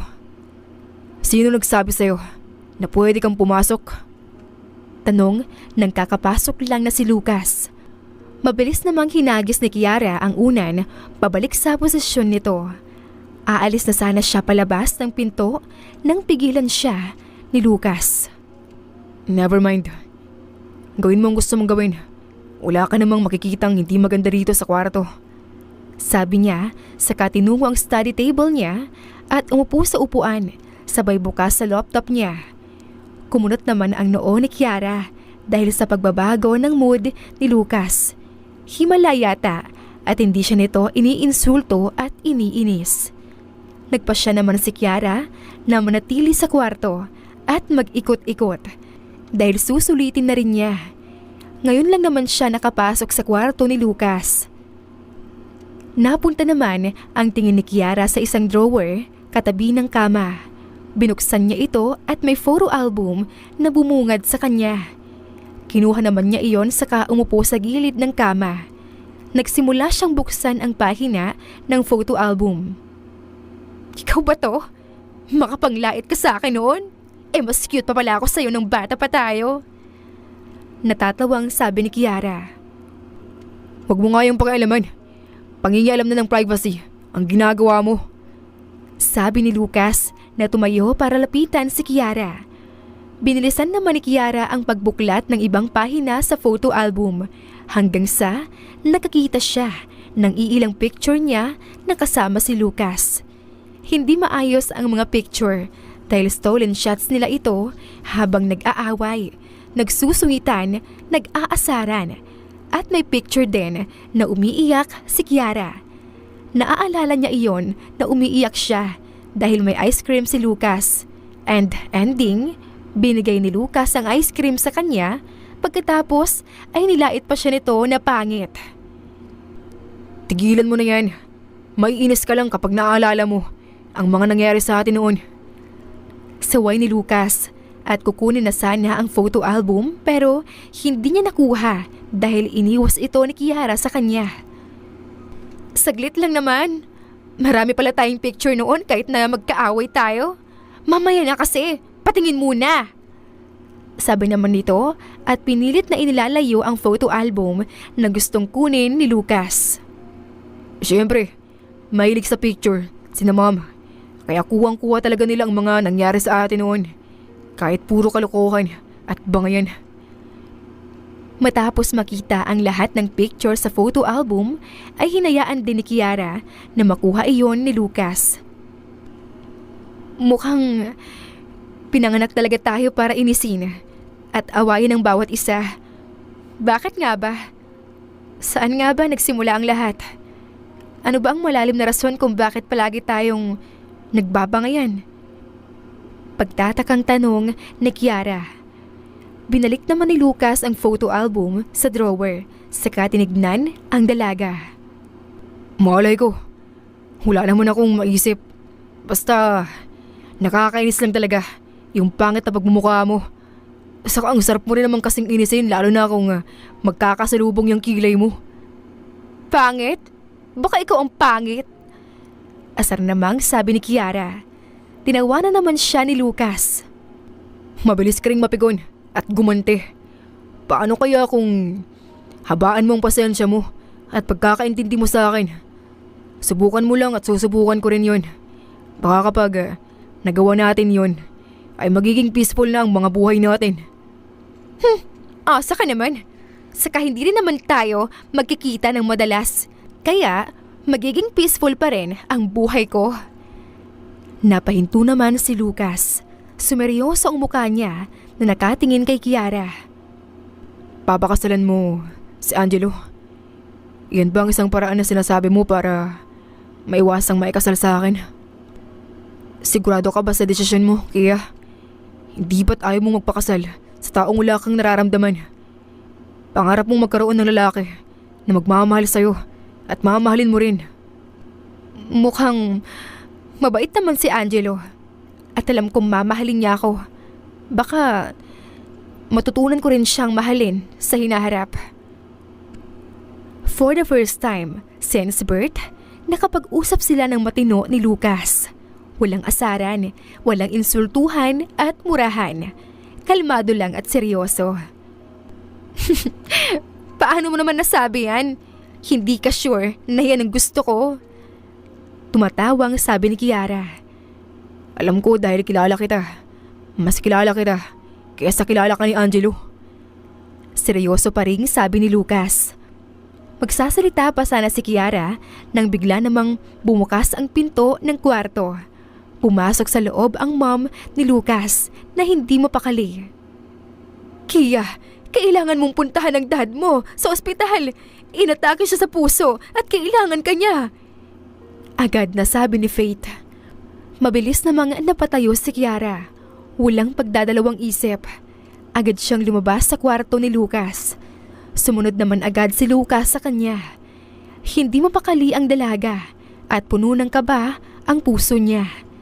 Namalaya na lang niya ang paghila sa kanya ni Lucas papasok sa kotse nito hanggang sa umandar na ang kotse at narating nila ang ospital na sinabi ni Faith kay Lucas kung nasaan ang dad ni Kiara. Agad na nagtanong sila sa nurse na nasa counter kung saang room ang dad ni Kiara. Pagkarating nila sa kwarto ay nadatnan nila si Marisa sa labas ng pinto. Nakaupo sa upuan sa may hallway at nagdarasal. Kia, anak! Umiiyak na sambit ni Marisa at mabilis na tumayo saka niyakap ang anak. Ano nangyari kay dad, mom? Bakit siya sinugod sa ospital? Nasaan siya? Ayos lang po ba siya? Inatake siya sa puso. Humihina na ang puso ng dad mo, anak. Mom, nasan po ang anak niyo? Hinahanap po kasi siya ni Mr. Herrera. Sabi ng isang doktor. Agad namang lumapit sa kanya si Kiara. Ako ang anak niya. Pwede po kayong pumasok para makausap niyo ang dad niyo. Kakausapin ko lang din si Mrs. Herrera. Agad namang pumasok si Kiara sa kwarto kung nasaan ang dad niya. Nadatnan niya itong nakahiga sa hospital bed. May 2 nurse na nakapalibot dito. Dad, nandito na ako. Agad na sabi ni Kiara nang makalapit sa kanyang dad. Mabilis niyang hinawakan ang kamay nito. Hindi naman sumagot si Leo at nakatingin lang sa kanya. Hindi po siya makapagsalita dahil nagkaroon siya ng stroke. Kailangan niya pa pong mamonitor ng gusto para makita ang improvement sa kalusugan niya. Nirecommend ni Dr. Reyes na sa labas ng bansa siya papagalingin dahil siguradong gagaling siya sa mga advanced medications doon. Sabi ng isa sa mga nurse. Tuluyan namang tumulo ang mga luha ni Kiara dahil sa kanyang narinig. Sinubukan niyang pigilan ang sarili pero lumabas pa rin ang mga hikbi niya. Ang dami niyang pagkakataon noon para makausap at makipagkwentuhan sa dad niya. Pero ngayon ay biglang naglaho dahil sa nagkasakit ito. I'm sorry, Dad. Sorry kung naging pasaway ako at matigas ang ulo. Umiiyak na sambit ni Kiara. Pangako, susundin na kita. Tutubarin ko ng kagustuhan mong may kasal ako kay Lucas. Nakita niya naman na may tumulong luha sa gilid ng mata ng dad niya, kaya mas napaiyak siya nang mas humigpit ang hawak niya sa kamay ng dad niya. Hindi niyo na po ako kailangan alalahanin. Mag-focus kayo sa paggaling niyo. Pilit ng ngiti na sabi ni Kiara, saka pinahiran ang luha niya sa pisngi. Matapos ang ilang sandali, pumasok naman ang doktor kasama ang mom niya at si Lucas. Anak, dadalhin ko ang dad mo sa States. Kaya mo na ba rito? Alam kong gusto mong sumama, pero kailangan na may maiwan dito. Ayusin mo na lang muna ang kumpanya. Alam kong makakahanap ka ng paraan para sumunod sa amin sa States. Agad namang tumango si Kiara.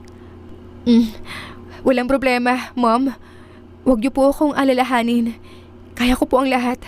Mag-focus ka na lang kay Dad. Ngumiti ng pilit si Marisa at nilapitan ng anak sa kaniyakap. Nag-usap sila sa mga gagawin at nagplano ng mga dapat at hindi dapat gawin. Nanatili naman si Lucas sa tabi ni Kiara hanggang sa maasikaso rin ng maayos ang lahat. Kumain ka muna. Wala ka na ngang sapat na tulog. Hindi ka pa kumakain ng maayos. Nakabili ako ng pagkain sa labas. Sabi ni Lucas, saka kinuha ang binili niya at inabot kay Kiara. Nasa kwarto sila kung nasaan ang dad ni Kiara. Nakaupo sila sa isang couch sa isang sulok. Bukas na dadalihin sa States si Leo at nakahanda na rin ang ospital na mag-aasikaso sa kanya doon. Wala akong gana, Lucas. Alam ko, pero magugustuhan kaya ni Tito Leo ang ginagawa mo ngayon? Paano siya magpapalakas kung ang kinukuhanan niya ng lakas ay hindi natutulog ng maayos at kumakain? Nilingon naman siya ni Kiara. Napatingin si Kiara sa hawak niyang pagkain. Matapos itong titigan ay kinuha niya rin iyon at nagsimula ng kumain. Buo na ba ang desisyon mong hindi na magpapakasal sa akin? Biglang tanong ni Kiara. Bakit mo naman naitanong yan sa ganitong sitwasyon? Pabalik namang tanong ni Lucas. Hindi na ako aangal sa engagement at kasal. Payag na ako. Ha? Anong ha? Bingi ka ba? Kailangan pa talagang ulitin? Inis na sabi ni Kiara at tinignan si Lucas. Pabigla-bigla ka naman kasi. Kaya nakakagulat talaga. Bakit naman nagbagong isip mo? Akala ko ba kay Angelo ka magpapakasal? Bakit ko naman papakasalan yun? Nandito pa siya sa aking tabi. Ikaw ang nandito. Kahit di mo naman obligasyon na manatili dito. Mahal ko kaya si Tito. Kaya nandito ako. Huwag mong bigyan ng mali siya. Yun na nga eh. Mahal mo ang mga magulang ko. At nanatili ka sa tabi ko. Kahit noon pa. Kaya papayag na ako. Huwag ka na ngang magpakipot. Nakakatakot ka naman. Kapag ba ayaw ko ay pagbabantaan mo ako. Saka baka magkaroon ng World War III. Palagi. Kapag magkasama na tayo. Naiinis pa naman ako. At talagang gumaganti kapag inaaway mo ako. Hindi na ako mga away o mangiinis. Hindi mo ba napapansin itong mga nakaraang araw? Mukhang may chance pa namang magkasundo talaga tayo. Ay we, talaga? Kaya mo? Igagarab mo ang chance na yun? Hindi makapaniwalang tanong ni Lucas. Ang dami mo namang sinasabi. Sabihin mo na lang kung ayaw mo at maghahanap ako ng iba. Pairap namang sabi ni Kiara. Naubos na niya ang pagkain kaya inabutan siya ni Lucas ng mineral bottled water. Kinuha naman niya iyon at ininom. Ayos lang naman sa akin. Wala rin naman akong nagugustuhan. Kaya naman kitang tiisin. Natiis nga kita since birth eh. Ngayon pa kaya na ikaw na mismo ang nagsabi na may chance tayong magkasundo. Saka, alam ko rin na hindi ka mahirap mahalin. Masyado lang talaga siguro akong nagpapadala sa mga inis at emosyon ko. Kaya hindi ko masyadong nakikita ang halaga mo. Ang corny mo naman! Anong klaseng mga salita yan? Saan mo napulot? May pandidiring sabi ni Kiara. Tumawa naman si Lucas. Totoo kaya yun? Naalala mo ba? Inaaway din ako ng ibang bata noon. Pero pinagtatanggol mo ako kahit na pagkatapos nun, inaasar mo naman ako. Kahit hindi tayo magkasundo, pinipilit tayo ng mga magulang natin na bigyan ng regalo ang isa't isa kapag may okasyon at ginagawa naman natin kahit na ayaw natin. Ang masaya pa doon ay ang mga naibibigay natin sa bawat isa. Nagugustuhan natin. Huwag mong itanggi yun. Tumawa naman si Kiara sa pinagsasabi ni Lucas. Totoo ang sinasabi nito. At natatawa siya dahil parang walang punto ang pinaggagawa nilang asaran noon. Ayan, tumawa ka na rin. Mabuti naman at napatawa din kita. Mas maganda ka kapag ganyan. Pangiting-iting sabi ni Lucas. Hinampas naman ni Kiara ang braso niya at napairay siya. Ang creepy mo naman. Mas sanay ako na tawagin mo akong pangit kesa maganda. Tumataas balahibo ko. Pareho silang natawa sa kanilang pag-uusap. Gumaan na rin ang puso ni Kiara at muli itong sumaya sa kabila ng nangyayari dahil sa tulong ni Lucas. Tama nga ang mga realization ni Kiara. Kahit na hindi sila magkasundo ni Lucas, ay mas kilala pa rin nila ang isa't isa. Bukod doon, na-realize rin niya na wala naman palang masama sa pagbabago, lalo na kung mabuting pagbabago naman ang mangyayari. Lumipas pa ang mga araw, tuluyan na ring nakapunta sa States ang mga magulang ni Kiara. Naiwan naman siya sa bansa para ipagpatuloy ang pag-aasikaso sa kanilang kumpanya. Kasalukuyang nananatili si Kiara sa bahay ni na Lucas dahil iyon ang gusto ng mga magulang ng binata. At dahil pinilit siya ng mga ito, ay wala na rin siyang nagawa. Lalo na, pinaalam naman na niya na ipagpapatuloy na nila ang pagpapakasal sa kanila ni Lucas. Sobrang natutuwa talaga ako dahil unti-unti na kayo nagkakasundo ni Lucas. Totoo nga talaga ang sinasabi ng iba na may himala at walang imposible. Natutuwang sabi ni Yaya Lisa. Pinasama siya kay Kiara na tumira sa bahay ni na Lucas para may katulong din sila sa pagluluto o ibang gawain sa bahay. Bata pa lang din si Kiara ay nagsisilbi na si Lisa sa pamilya nila. Natawa naman si Kiara. Tinutulungan niya si Lisa na maghanda ng hapunan. Pauwi na ang mga magulang ni Lucas at pati si Lucas din. Kakauwi lang din niya galing sa opisina. Mali, Yaya. Dapat kapag nagbagong isang tao, palaging may pag-asa o second chance. Iyon dapat yun. Ay, ganun ba? Bago yun? In fairness, maganda ang kasabihang yon. Magsasalita pa sana si Kiara nang may marinig siyang sigaw ng kung sino mula sa sala. Nagpresenta naman siya na ang titingin. Lucas, where are you? Harapin mo ako! Mag-usap tayo! Sigaw ni Samantha. Anong ginagawa mo dito? Paano ka nakapasok? Gulat namang tanong ni Kiara. Bukas ang pinto, malamang. At ikaw, anong ginagawa mo dito? Ang kapal ng mukha mo?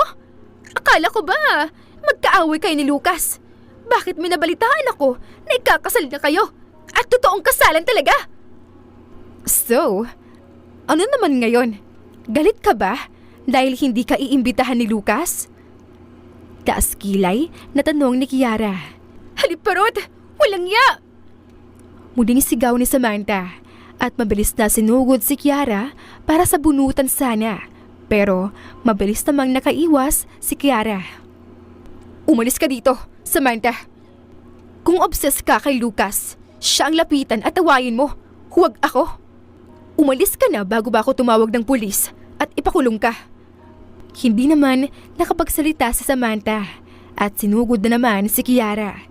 Hindi agad nakaiwas si Kiara kaya nahuli nito ang buhok niya. Mabilis naman ang kamay ni Kiara at hinila ng napakalakas ang buhok ni Samantha. Dahilan para mapabitaw ito sa pagkakasabunot sa kanya at napadaing sa sakit. Mabilis na nakalayo si Samantha sa kanya. Ano? Maganda ba ang pakiramdam? Ang masabunutan na parang matatanggal na ang anit? Ang lakas ng loob mo na pumasok sa bahay ng iba na walang permiso sa may-ari. Aalis ka? O kakalad ka rin kita? Paalis dito. Sigaw ni Kiara. Nako, anong nangyayari dito? Paano siya nakapasok? Natatarantang tanong ni Lisa nang tignan ng sala dahil kanina pa siya nakakarinig ng sigawan. Palabasin mo yan, Yaya. At baka magdilim pa ang paningin ko. Makalbo ko pa babaeng yan. We're not yet done! Sigaw na naman ni Samantha. We're done here, Samantha. Napatingin naman ang lahat sa kakapasok lang sa main door. Seryoso ang mukha ni Lucas at lumapit kay Kiara. Ayos ka lang? Tanong niya. Tumango naman si Kiara. Nilingon naman ni Lucas si Samantha. From now on, pinuputol ko na lahat ng koneksyon ko sa pamilya nyo. Hindi ko kailangan ang mga kagaya mo na hindi makaintindi at hindi marunong makiramdam. Umalis ka na dito.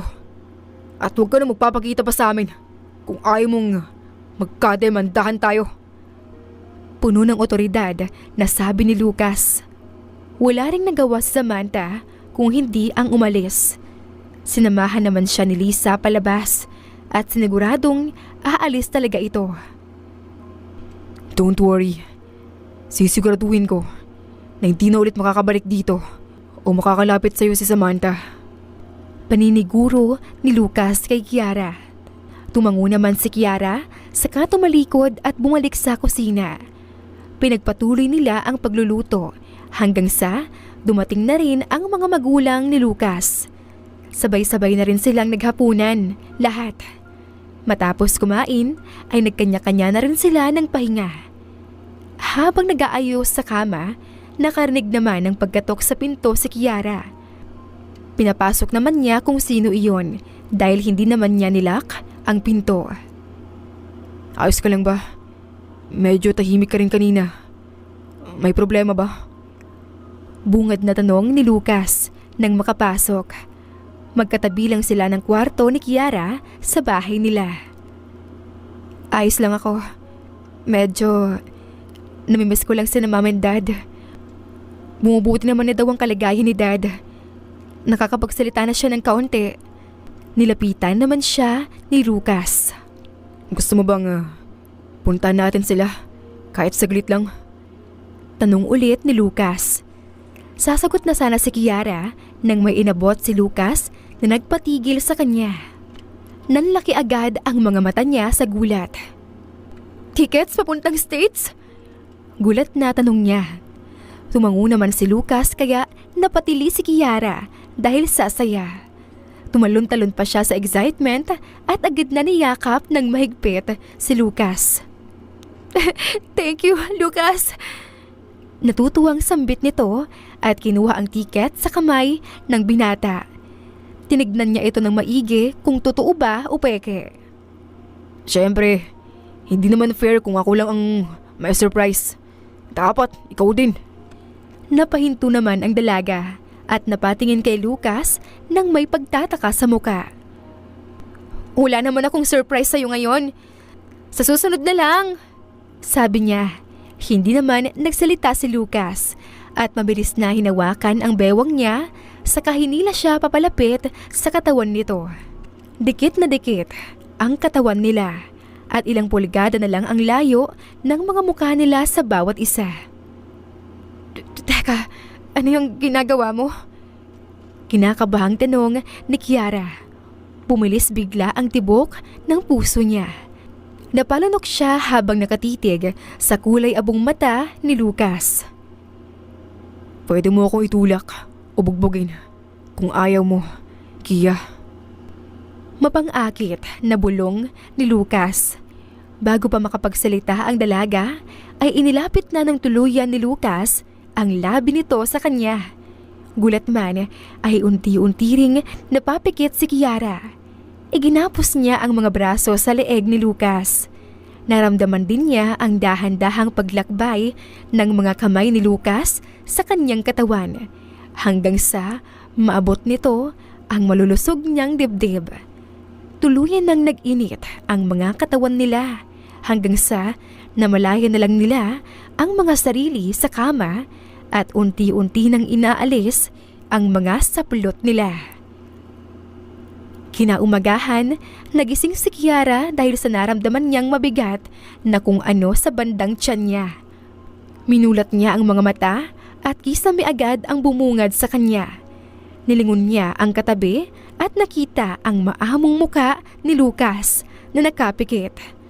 Nakayakap pala ang kamay nito sa bandang tiyan niya, kaya mabigat pero kaunti lang naman.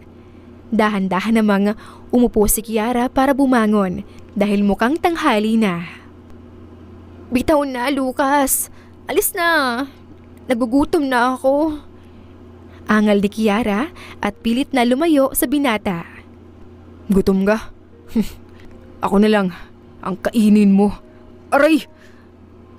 Daing ni Lucas nang pitikin siya ng malakas ni Kiara sa noo. Papaalisin mo ba ako? O bubugbugin kita? No na! Taas kilay na sabi ni Kiara. Wala namang nagawa si Lucas kundi ang pakawalan si Kiara dahil alam niyang masakit talaga ito kapag mananakit. Bumangon agad si Kiara at dinampot ang mga damit niya na nagkalat sa baba ng kama. Nakatakip ang katawan niya ng kumot habang si Lucas naman ay may kumot din. Dalawa kasi ang kumot na gusto ni Kiara kaya tamang-tama lang. Sabay na tayo maligo. Yaya ni Lucas. Bumalik ka na sa kwarto mo. Huwag ka magkamaling kumilos na hindi ko nagustuhan, ha? Dahil hindi talaga kita mapapatawad. Banta ni Kiara bago tuluyang pumasok sa banyo at naligo. Paglabas niya sa banyo ay wala na si Lucas sa kwarto, kaya nakapagbihis din siya ng matiwasay. Buwaba siya mula sa ikalawang palapag at nadatnan si Angelo sa may sala. Kia, ang tagal niyo namang magising. May ginagawa ba kayo ni Lucas sa itaas? Tigilan mo nga ako, Angelo. Baka ikaw ang mapagbuntunan ko ng galit. Anong kailangan mo? Dumaan lang ako saglit. Mabalik na ako sa Paris eh. Ayos ka lang ba dito? Huwag mo sana akong mamiss oh. Magkikita naman tayo ulit sa engagement party at kasal niyo ni Lucas. Ah, ganun ba? Sige, mag-ingat ka. Ayos na ako dito. Hindi naman na kami nag-aaway ni Lucas. Nagbagong buhay na siya. Kaya hindi ko na kailangan ng kakampi. Kung need mo rin ng tulong, one call away lang ako. Sige, aasahan ko yan. Alis na pala ako. Kanina pa ako dito. Ikamusta mo na lang ako kay Lucas. Next time na lang kami mag-uusap. Ingat kayo. Bago pa nakapagsalita si Kiara, umalis na si Angelo. Napailing-iling na lang siya. Si Angelo ba yun? Anong ginagawa niya rito? May sinabi ba siya? Saka, nag-confess na ba siya ng feelings niya sa'yo? Sunod-sunod na tanong ni Lucas. Anong pinagsasabi mo? Hindi ka ba kinikilabutan? Walang feelings si Angelo sa akin. Kapatid lang turing nun sa akin. Mukhang naloko ka yata niya. Congrats! Patawa-tawang sabi ni Kiara. Saka tinungo ang kusina para mag-agahan. Sumunod naman si Lucas sa kanya at kinukulit siya tungkol kay Angelo, pero sinabi na niya ang totoo at iyon na yon. Lumipas ang mga araw, gamit ang tiket na sorpresa ni Lucas kay Kiara, ay nakapunta na nga sila sa mga magulang ni Kiara sa States. Ilang araw sila doon, pero naging sulit din naman. Lumipas ang mga araw at unti-unti na ring nakakalakad at nakakapagsalita ang dad ni Kiara. Dumating din naman ang araw ng pinaka hinihintay ng lahat, ang kasalan ni Kiara at Lucas. Sa paglipas ng panahon ay napalitan ng pagkakasundo ang asaran nila at napalitan din ng pagmamahalan ang inis nila sa isa't isa. Nakabuo din sila ng masaya at matatag na pamilya sa huli dahil iyon ang kanilang pinili. Sinasabi ng iba na people change, habang ang iba naman ay naniniwala din sa people don't change. Ang totoo, nagbabago talaga ang tao. Natural itong nangyayari. Ang direksyon ng pagbabago, mabuti man o masama, ay nakasalalay sa sariling desisyon ng isang tao. May mga pagbabago para sa ikabubuti, natututo, nagsusumikap, at nagiging mas mabuting tao. Meron ding nagbabago patungo sa negatibo dahil sa maling desisyon o kawalan ng pag-asa. Ang pagbabago ay resulta ng mga karanasan, pagkatuto at sariling pagpili. Hindi dapat natin tinatanong kung nagbabago ba ang tao. Ang dapat na tinatanong ay kung ano ang pipiliin niyang direksyon sa pagbabago, para sa kabutihan o kasamaan. Wakas.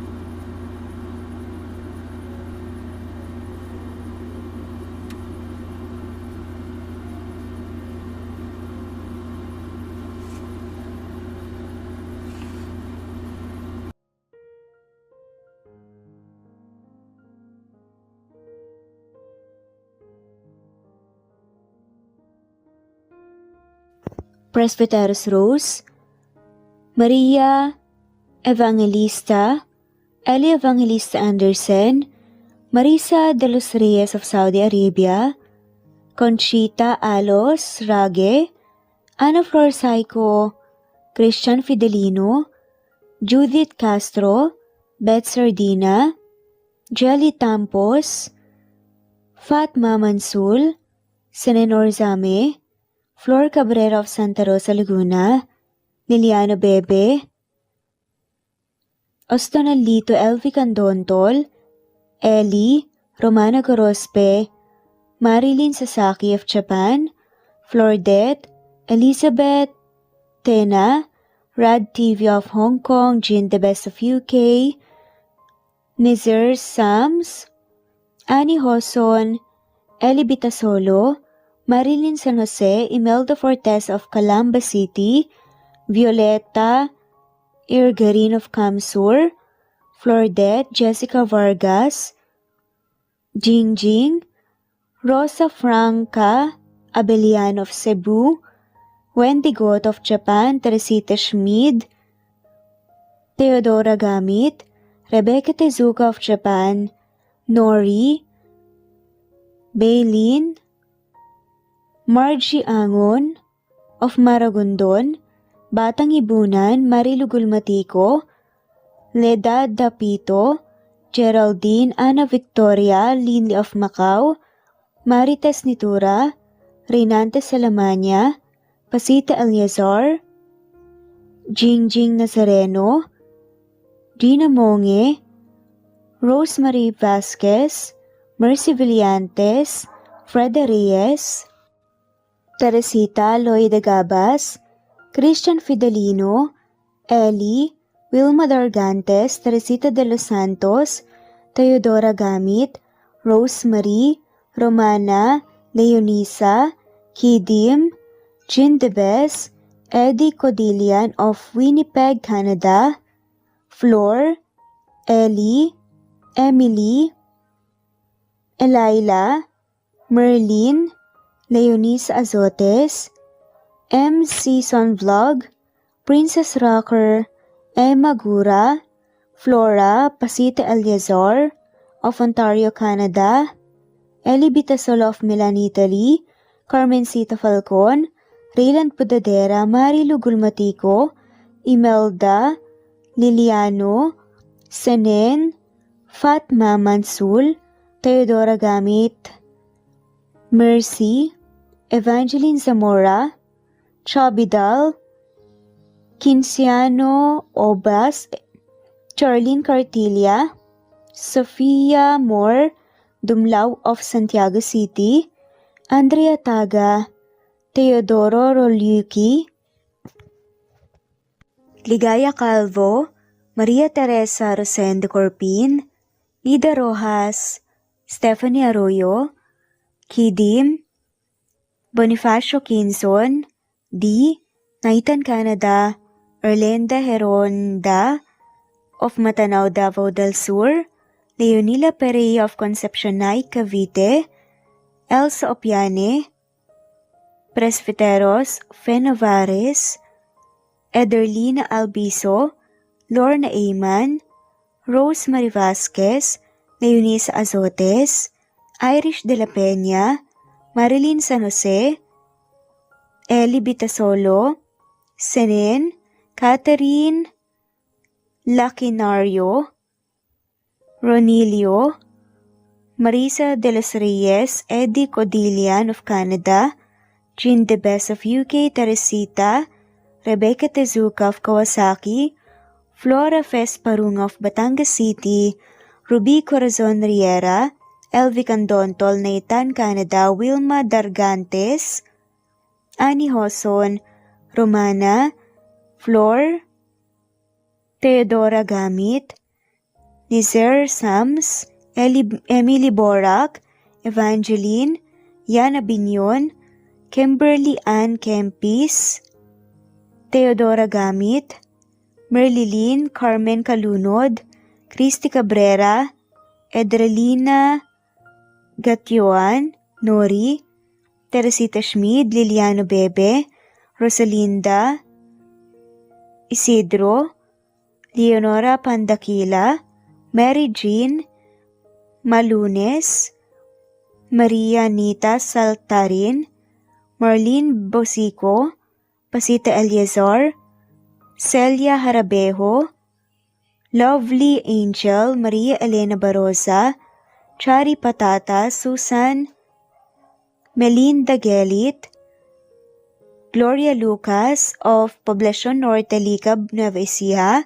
Francis Pilapil from Binganonan, Rizal, Ruby Corazon, Chabidal, Mary Joy Sabaresa, Lebuna Arnel, Angie, Reder, Kinciano Ebas, Lucia Baldo, Ara Adhani, Yamasuka, Evangeline Bautista, Mary Joy, Rodrigo Valerio of Balanga City, Bataan, Rosal, Rosalie, Ana Flor Saico, Carlo Gayorgor, Jelly Tampos, Rosemary Vasquez Presbiteros Rose, Eli Evangelista Anderson, Fe Navares, Ostonolito Catherine, Ara Adhani, Jean De Bes of UK, Lily Sales, Rose Mebukadon of Saudi Arabia, Ellie, Liliano Bebe of Italy, Lily, Loida Gabas, Ellen Cervantes of Malolo City, Bulacan, Evangeline Zamora, Jennifer Odias of Claveria Miss Oriental, Nori, Annalyn Divina Gracia, Merlilyn Linley Nora Balias of Siargao Island, Meding, Elvi Candontol, Wilma Dargantes, Helen Murillo, Ara Adhani, Carmencita Falcon, Ederlina Albiso, Florence De Leon, Rebecca Tezuka, Annie Hoson, Matea Ejes, Nancy Navarra, Teresita Schmid, Mercedita San Jose of Antipolo City, Princess Rocker, Marilu Gulmatico, Ana Victoria, Imelda Fortes of Calamba City, Jan Lulete, Batang Ibunan, Pinay, Elsa Kimura, Fatima, Ellie Ramirez of Caloocan, Liliano, Saida, Flordet, Helen Murillo, Jelly Tampos, Senen Orzame, Elaila, Leonisa Azotes of Bacolod City, Pasita Eliazar, Romana Gorospe, Flor Cabrera of Laguna, Carmencita Falcon, Ronilio, Conchita Alcos, Rosemary Vasquez, Eli Bitasolo of Milan, Italy, Marilyn San Jose, Fe Navares, Annie Hoson, Evangeline Zamora, Imelda Taay, Charlene Cartilia, Julieta Hermosura, Elvi Candontol, Teresita Schmid, Marilyn Sasaki, Christina, Jessica Vargas, Christian Fidelino, Marie Cristal Hilario, Elsa Opiane, Princess Rocker of Riyadh, KSA, Marisa de los Reyes, Merlilyn, Juliet Panlilio, Daisy Blaza, Susan of France, Mercy Villantes, Renalyn Obenza, Wilma Dargantes, Not Green Fox, Carmelita Mendoza, Marilyn Babula, Berry, Liliano Bebe, Presbyteros Rose, Medel Talon, Jane, Lani Pardillo, Marlene Kayanan, Leonisa Azotes, D. Marie Ramos, Araceli Lilio Saria, Miras Channel, Raquel Epe, Gina Tutor, Jane, Hartley, Sunshine Sotalbo, Maricel Cabigon, Merlin Baroza, Gina Marayo, Merlin Rodel Obejero, Hans, Cecilia Comoda, Taha ni Vlog, Merlin, Kuya Atok, Maria Merly Brogada, Marilu Cabantak, Filipina, Eileen, Mercedita San Jose, Lovina Galang, Lilian, Teresita de Jesus, Monina Aviles, Yula Pedrona, Romana Gorospe, Rosemary Vasquez, Marley Lazaraga, Leonisa Azotes, Jocelyn Tancinco, Estelita Mahia, Ding Lege,